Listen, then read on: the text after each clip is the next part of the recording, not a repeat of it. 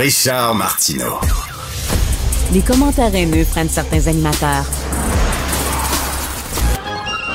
Martineau s'en régale.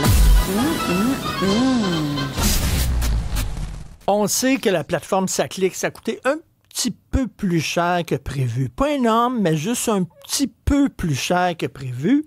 Là, il y a une nouvelle plateforme numérique, c'est la plateforme de gestion des demandes d'immigration permanente qui est censée régler tous les problèmes. Puis ça aussi, ça va coûter un petit peu plus cher que prévu. On parle déjà le dépassement de coût de l'ordre de 3,5 millions de dollars. Il y a le dossier Santé Québec aussi. Ça aussi, ça va coûter un petit peu plus cher que prévu. Vous n'êtes pas tanné de payer Saint-Cyboire. On va en parler avec Nicolas Gagnon, directeur niveau Québec pour la Fédération canadienne des contribuables. Nicolas, bonjour. Bonjour, M. Martineau. Bon, alors, Nicolas, vous dirigez la section Québec pour la Fédération canadienne des contribuables. La Fédération canadienne des contribuables, elle est présente dans tout le pays. Donc, j'imagine qu'il y a des Nicolas Gagnon un peu dans chaque province. Nicolas, lorsque vous parlez à vos vis-à-vis provinciaux, là, je ne sais pas, de l'Alberta, de Colombie-Britannique, est-ce qu'ils vous disent « What the fuck is happening in Québec » ? Est-ce qu'ils vous demandent ça? Exactement. Ben là, oui, quand on ramène les fameuses discussions sur les différents projets informatiques qu'on a au Québec là, qui tournent au fiasco, effectivement, c'est la question qui revient le plus. Faut dire aussi que nous, à la Fédération canadienne des contribuables, à chaque année, on tient en fait une remise des prix TEDx pour célébrer d'une certaine manière un peu sarcastique les pires gaspillages qu'on a pu trouver au niveau municipal, provincial et fédéral.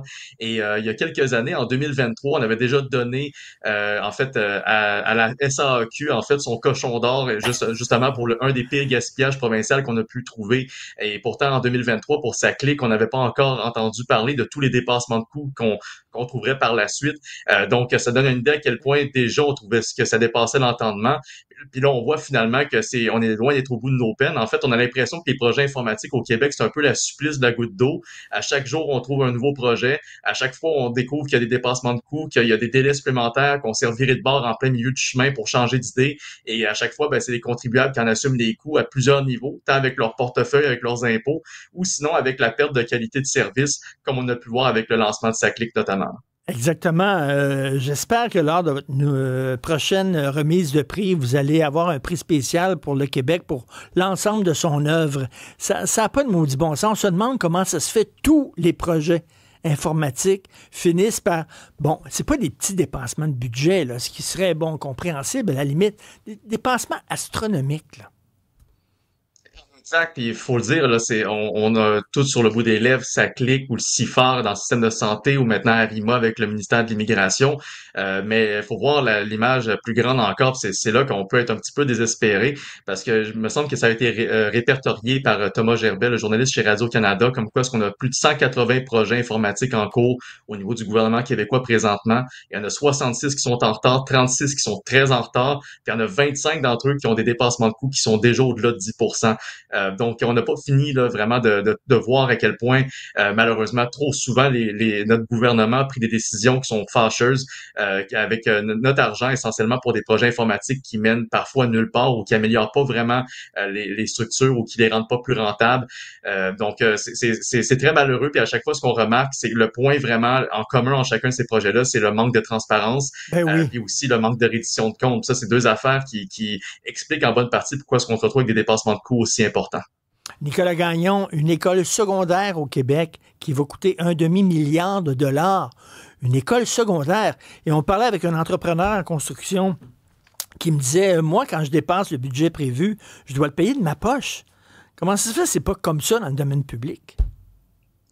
C'est une très bonne question, c'est à voir comment est-ce que les appels d'offres sont effectués par les différents ministères. Dans ce cas-ci, j'imagine qu'il y a des clauses qui font en sorte que essentiellement c'est le ministère qui doit de l'éducation ou le gouvernement du Québec qui assume essentiellement les dépassements de coûts parce que ça serait la responsabilité du ministère. Mais encore là, c'est à vérifier. Mais c'est pas le seul exemple. On peut repenser aussi à l'école secondaire dans le coin de Prévost qui va coûter plus de 220 millions de dollars pour encore moins d'étudiants. Donc on est rendu à se dire qu'une école secondaire, ça frôle quart de milliard, c'est pas le demi-milliard.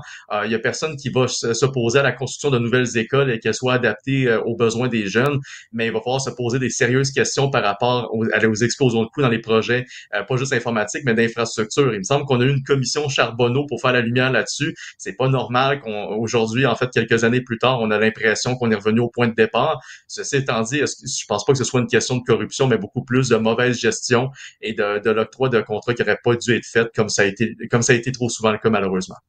Et vous avez vu, l'Institut CDR là, prévoit un déficit au Canada de l'ordre de 100 milliards de dollars. Ça n'a aucun sens. Non, ça n'a aucun sens parce qu'il me semble qu'on n'est pas présentement en guerre mondiale. On n'a pas de pandémie non plus qui est en cours. Oui. Donc, on n'est pas dans une situation catastrophique où est-ce que le gouvernement peut justifier qu'on s'endette massivement comme c'est le cas. Faut rappeler que sous l'ère Trudeau, la dette a carrément doublé justement à cause des dépenses incontrôlées du gouvernement en accumulant des déficits à répétition. Et à chaque fois, on disait qu'on allait revenir à des déficits modestes, puis on dépensait beaucoup plus que ce qui était prévu. Et avec Mark Carney, en fait, on s'était fait promettre durant les dernières élections fédérales que le déficit cette année serait plutôt aux alentours de 62 milliards, ce qui est déjà beaucoup trop. Mais finalement, on se rapproche de la marque des 100 milliards à cause des conditions économiques, à cause des investissements supplémentaires. Et il faut rappeler une chose. Au lendemain des élections fédérales, l'agence Fitch avait envoyé un avertissement au gouvernement fédéral que si Mark Carney, en tant que premier ministre élu, allait de l'avant avec son programme, ben, on allait fort possiblement se retrouver avec une décote. Mais on pensait pas que le déficit allait être de 100 milliards à ce moment-là. Donc, il va falloir se poser la question, est-ce que ces déficits-là vont nous emmener une décote? Et si c'est le cas, ben, ça veut dire que la dette va nous coûter plus cher et ça va être de plus en plus difficile pour nous de la rembourser. Et je tiens à dire, présentement, la dette du Canada nous coûte environ 54 milliards de dollars en intérêt seulement par année. Là. Donc, c'est 1 milliard par semaine et plus.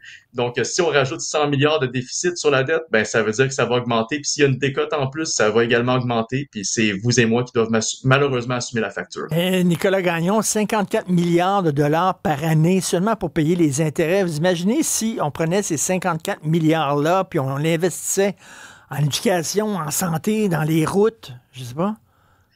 Ça serait énorme. C'est l'objectif qui devrait être poursuivi par tous les gouvernements. À la fin, il faut se rappeler que la dette a un coût, puis d'accumuler des déficits à répétition sans avoir de but réel ou d'objectif qui nous amène à l'équilibre budgétaire, ben ça a un coût également. Puis au Québec, on n'est pas indifférent face à ça. Je veux dire, à la fin, on a aussi une dette provinciale qui nous coûte cher. Là, cette année, c'est pas loin de 9,7 milliards qu'on brûle essentiellement en intérêt sur la dette du Québec. Donc, au Québec, ça serait quand même pas loin de 10 milliards qu'on pourrait mettre dans n'importe quelle mission de l'État, s'occuper de nos routes, de nos écoles, de nos hôpitaux, en s'assurant qu'il n'y ait pas de dépassement de coûts colossaux, mais également on pourrait remettre cet argent-là dans les poches des gens et leur aider à passer au travers des circonstances économiques qu'on connaît. Malheureusement, l'argent, on préfère la brûler tant à Ottawa qu'à Québec. Nicolas, mon fils qui a 17 ans a commencé à travailler à temps partiel, boss boy dans un restaurant, et j'ai tellement hâte quand il va arriver avec son premier chèque de paye.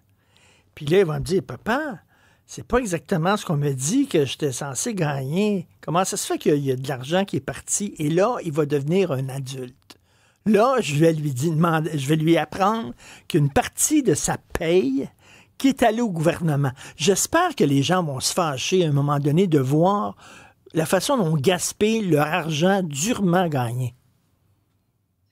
Avec raison, puis même qu'on peut faire l'exercice encore plus tôt. En fait, à chaque année, il y a l'Halloween avec les jeunes. Vous pouvez leur laisser aller récolter les bonbons, puis à la fin de leur soirée, vous prenez 33-35% de leurs bonbons, puis vous leur dites, ben ça, c'est la contribution que vous emmenez à la famille. Merci, bonsoir. Puis vous pouvez quasiment les jeter et faire comme le gouvernement par la suite. Je vous encourage pas à le faire. Ça peut être un petit peu traumatisant, mais ça peut être une manière d'éduquer vos enfants sur cette question-là. C'est excellent, parce que j'espère vraiment que les gens vont se fâcher, parce qu'il n'y a rien de plus scandaleux de voir la façon dont on gaspille notre argent.